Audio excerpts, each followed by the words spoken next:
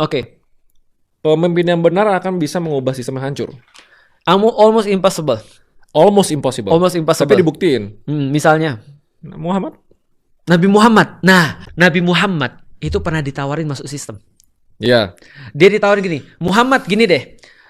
Dakwamu ini udah bikin pusing nih. Ini adalah dalam sirah. Gini aja, kamu mau apa? Kamu mau perempuan, kami akan kumpulkan di antara kami yang paling cantik dan kamu boleh pilih. Kamu mau harta, kami kumpulkan harta di antara kami, kamu jadi orang paling kaya di antara kami, dan kalau kamu mau jabatan, kamu jadi pemimpin kami, nggak apa-apa. Syaratnya cuma satu, hentikan dakwahmu.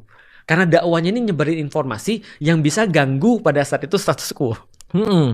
Nabi Muhammad jawabannya begini, kalau kamu bisa naruh matahari di tangan kananku dan bulan di tangan kiriku, maka aku tidak akan pernah meninggalkan urusan dakwah ini sampai aku dimenangkan oleh Allah, aku mati di dalamnya.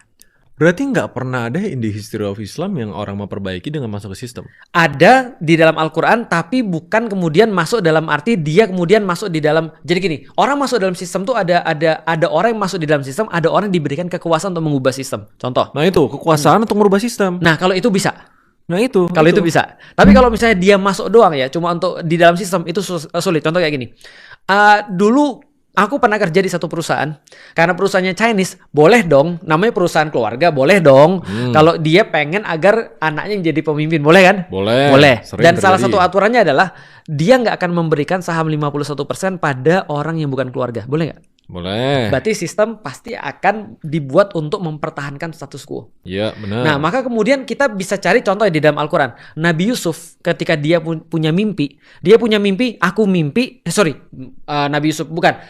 Rajanya punya mimpi, dia mimpi ada 4 kebo kurus dan 4 sapi kurus dan 4 sapi gemuk. 4, astagfirullah. Nanti orang protes. 7 sapi kurus dan 7 sapi gemuk. Ganjil intinya. Iya, 7. Okay. Dan ada 7 batang gandum yang banyak dan 7 batang gandum yang kering.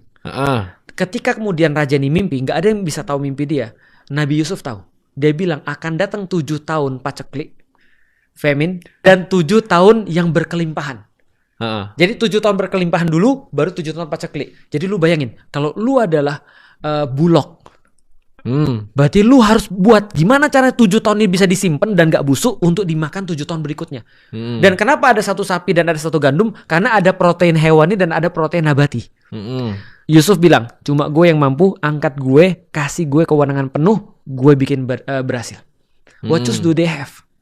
Mereka nggak punya choose yang lain, nggak punya pilihan nggak punya option lain. Maka mereka harus memberikan kekuasaan penuh terhadap Yusuf. Nah itu. Iya. Kalau ada yang bisa begitu, kita jalan.